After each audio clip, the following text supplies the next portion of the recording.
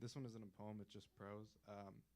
Sometimes I think of Tharp, or who chose to call their dog Tharp, and why they chose to leave the old collar on Aurelia's shopping cart. They were most likely homeless. Mostly homeless come by with their dogs to steal things, essential things like deodorant, toothpaste, bed, or on occasion, raw lobster, tiny bottles of Tito's, 5 tubs of ice cream, a Thanksgiving turkey. Some have white hairs in their beards. Some come in looking younger than me. Some look as if the summer sun has sucked their youth and age became unknown. Anywho, they come in with their dogs or leave them tied to their shopping carts outside. The dogs, unlike most, don't come running up to strangers wagging their tails, but cower at your gaze, keeping their heads hung low, tail tucked between their legs. They always look healthy and well fed, but have a wandering look in their eyes. In a way, they're a reflection of their owners. The world treats their owners and their dog as if they don't belong on the ground in which they walk. Soon the master becomes the only safe home, and an inseparable connection between the two is born.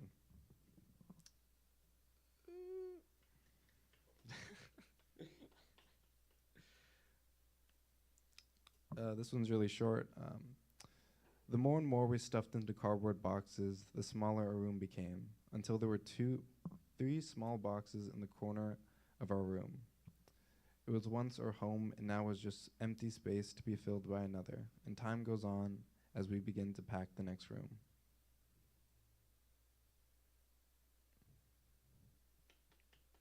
Okay, and now the rest is going to be mostly poetry. We are but heathens. We traveled into an open mouth and searched its wreckage. It was full of fish guts and zins. We cursed the ground we walked upon, planned to fly on paper planes, talked of past loves, drank until our bellies grew round, and lost our heads under the red room, darkened to dusk, in an aroma only soothing to us. And this one, the next one doesn't have a name, but in the countryside where rock is more common than dirt, humans planted bamboo sprouts. Strangely enough, they grew alongside the palm, river birch, and cypress, but never blossomed. Families from old and new pumped the thinly veined plant with water from hoses and sprinklers and planted more and more. From generation to generation, they cycled the burden, but the bamboo never blossomed. Hundreds of years went by in the absence of their delight. They simply grew old and bitter, and so tall that the cypress and river birch cowered and curled in their shadow. The bamboo reached out to heaven's skies to kiss the face of Jesus and ask to be set free. But their God was on the other side of the globe, laughing under a palm tree, watching as the trees began to bloom.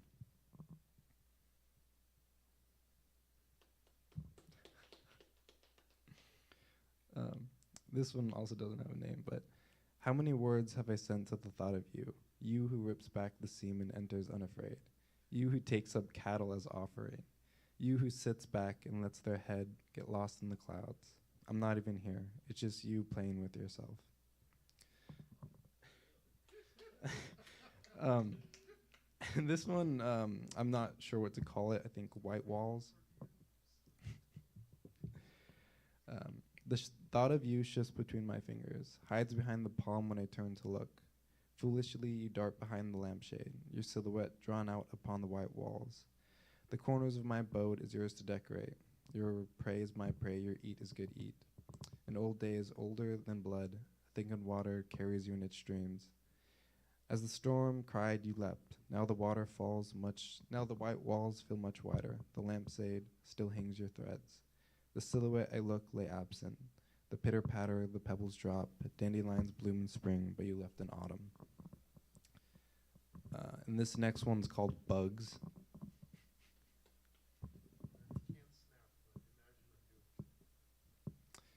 Its body was but a button of bright orange. Its feet were but a dozen dazzling sticks. Its wings an enormous crystallized figure of might. Its legs were crushed first. Its wings were rolled on top of one another. Its bright button belly oozed out a darkish green and became but a smudge on the picnic table.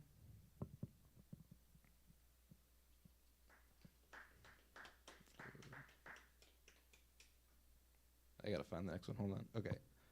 This one also doesn't have a name.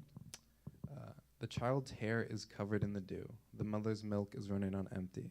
The man pushes his hands to face, unsure of what he is or is to do. With a wedlock that fills his eyes, the dead clock sings his time. The rain beats its time.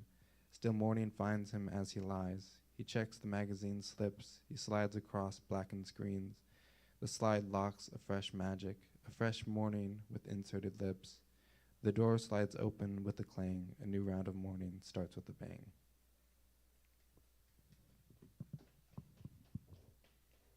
Yeah, a lot of these don't have names, but here's the next one. It follows a natural order. First, it boasts of its empty space to fill. Then it lists the abundance of ingredients. It draws pride in its emptiness, the nothingness made full. Now it is truly empty and shows only the colorful wrappings of desire. But when consumed, what was gained from stripping it, from taking in nothing? What desires did we fill with zero added sugar?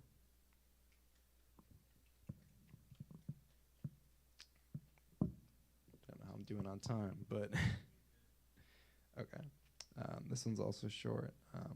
I see all of existence in you, from fish with legs to fishermen gutting them, from tigers aboard Noah's Ark to tigers lying dead in zoos. I see all of existence in you. Your eyes reflected in the moonlight in every night sky across the planet's time. I see you on every field of daisies, on every hilltop of grass, hanging from a single long dead oak tree. In every pretty part of the world's parks, in every dark alleyway with a needle in your arm, with a pulsing vein like a river to your stopped heart, I see all of existence in you.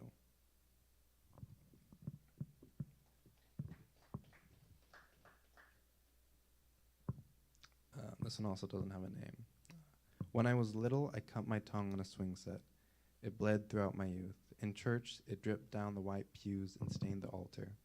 At school, far above the fireplace, the kettle hissed, and my toys kissed the fire screen.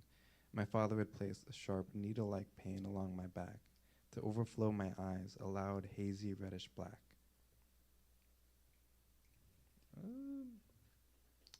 I think I got two more, and they're pretty tiny.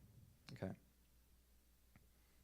I hope you're worth the weight of the world, for if I drop this grain of rice, it'll color the sea a perfect blue. Too perfect for life, the fish will all belly up, the moon will cease to sway the tides, and Mercury will cry out. But here I am at your request, out at sea, throwing what little weight this grain holds. And then I got one that's not so sad. It's 2 lines. Okay, love's definition. The corners start to fold in and envelop me from all sides until I'm tucked tightly away in a letter stamped to you.